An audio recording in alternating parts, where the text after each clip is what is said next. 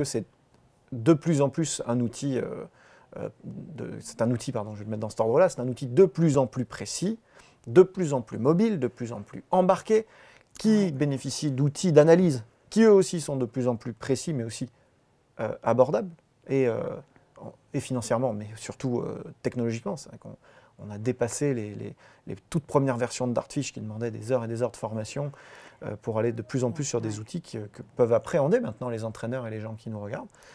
Complètement, complètement. Et d'ailleurs, c'est vrai que tous les outils qui ont été développés au début des années 2000, mais c'était réservé à une espèce d'experts de l'information et de la technologie. Un peu geek, ouais. Un peu geek, qui passait des heures à cliquer, des heures à manipuler. Et du coup, effectivement, à cette époque-là, les entraîneurs, ils n'avaient pas le temps de faire ça.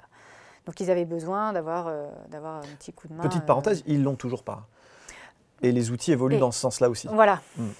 Et tu as tout à fait raison. Et c'est vrai que les entraîneurs n'ont toujours pas le temps de le faire. Et en même temps, ils en ont besoin de ces outils. Donc, c'est là que se loge souvent la différence à très haut niveau. On voit l'écart de performance des records mondiaux ou de la couleur du métal sur les Jeux Olympiques. Bon, des fois, il y a un vrai écart encore, ça arrive.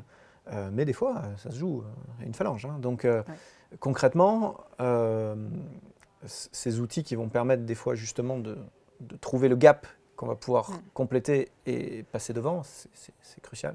C'est crucial à la fois effectivement pour la performance en tant que telle, c'est-à-dire que, je reprends l'exemple du 50 mètres nage libre que j'ai déjà abordé la dernière fois, un 50 mètres nage libre, le plongeon, la partie plongeon, le start dans sa phase aérienne dure 1 seconde, 1 seconde et demie grand maximum, mais elle conditionne l'entrée dans l'eau, elle conditionne la coulée et la reprise de nage.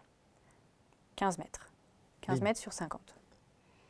Donc si on a une mauvaise position sur le plot au moment du start, on a beau être très vite dans l'eau. On a beau être très vite dans l'eau, on a beau nager très très vite sur les 35 derniers mètres, et ben on a quand même perdu sur les 15 premiers mètres.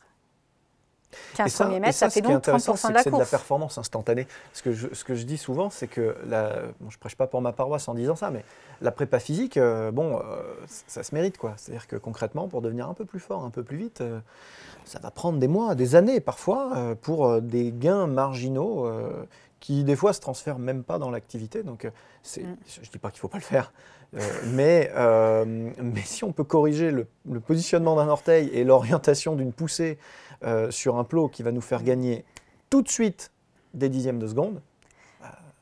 Et conjointement, du coup,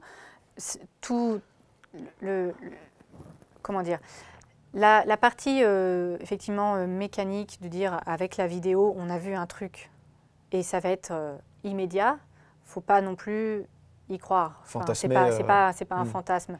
Non, mais tu prenais un exemple quand même de positionnement de pied au start. Oui. Où voilà, il fallait travailler pendant des jours pour trouver ce réglage, mais n'empêche qu'une fois qu'on l'a trouvé, l'amélioration est immédiate. L'amélioration est immédiate. Par contre, l'athlète, dans ses sensations, pendant quelques semaines, voire quelques mois, il ne va pas se sentir très très bien. Se déstructurer. Voilà. Et puis, il faut quand même compter quelques mois avant que ça soit complètement automatisé, intégré par le corps, que oui, c'est ça la nouvelle position de référence, et c'est là où tu te sens bien.